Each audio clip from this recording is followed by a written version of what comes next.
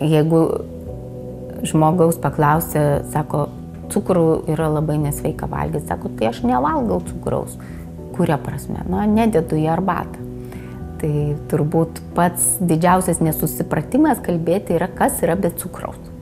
Viena vertus dėl to, kad mes skirtingai suprantam tą cukraus funkciją, nes cukrus yra ir produktas, cukrus yra ir maistinė vertė, jeigu pažiūrėsim, yra toksai žodis cukrai, cukrus, taip, kiek tų cukrų yra.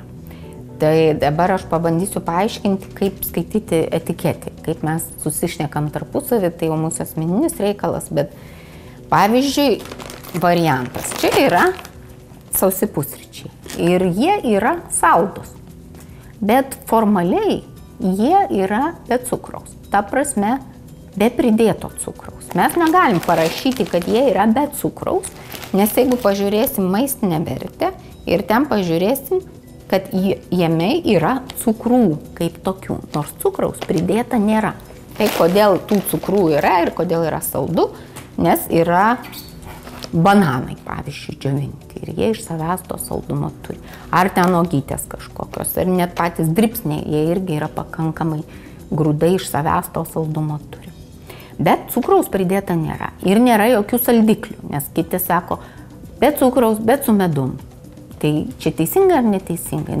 Žmogiškai teisingai, bet formaliai jau neteisingai, nes medus irgi yra saldiklis ar agavos sirupas. Tai čia teisinga yra sakyti, kad šitie dribsniai yra be pridėto cukraus. Ir taip ir turėtumėm perskaityti, kad be pridėto cukraus.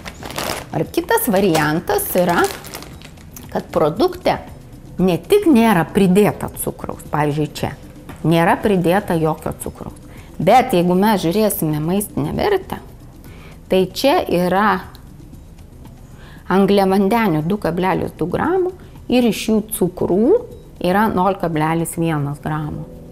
Tai čia formaliai galim rašyti be cukraus, apskritai be jokio cukraus. Iki 0,5 gramų, 100 gramų arba 100 ml leidžiama rašyti, kad yra be cukraus. Tai tokie produktai visų pirma, tie, kurie ir formaliai galim rašyti, kad be cukraus, tai labiausiai įdomus yra diabetikam, nes jie tuos cukrus būtent maistinę prasme turi skaičiuoti.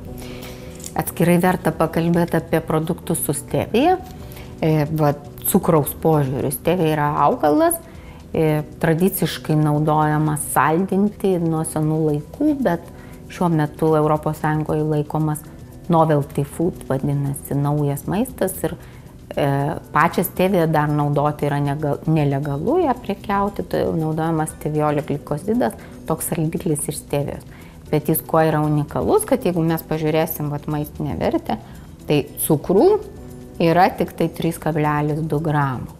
Tai yra labai labai mažai ir galima rašyti, kad yra mažai cukraus ir dalis net diabetikų gali naudoti tokį produktą.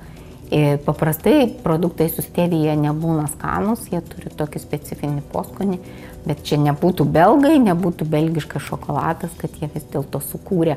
Ir pats savininkas jo buvo toks tikslas – sukurti skanų šokoladą, kuriame to cukraus plačiaja, ta griežtąja prasme nebūtų. Ir jis yra saldintas stevija. Ir skanus. Taip juodas, jeigu mes paimsim pienišką šokoladą, tai jau cukrų bus iš pieno ir tada jisai bus saldesnis. Taip, kad su tuo cukrumi, kaip minėjau, šitas yra be cukraus, čia be pridėtojo cukraus, čia su mažai cukraus ir be pridėtojo cukraus. Normaliai, jeigu žmonės neturi kažkokių ligų susijusių su cukraus aukštu, dideliu cukraus kiekiu kraujyje, tai svarbiausia vis dėlto yra žiūrėti, kad pridėtojo cukraus nebūtų ir ypač balto rafinuoto, nes dar tas nerafinuotas cukrus jis vis tiek netaip stipriai veikia. Bet jeigu žmonės jau turi problemų su cukrum ir jį seka, skaičiuoja, tada jau reikia žiūrėti prie maistinės vertės tą žodelį, kiek yra tų cukrų.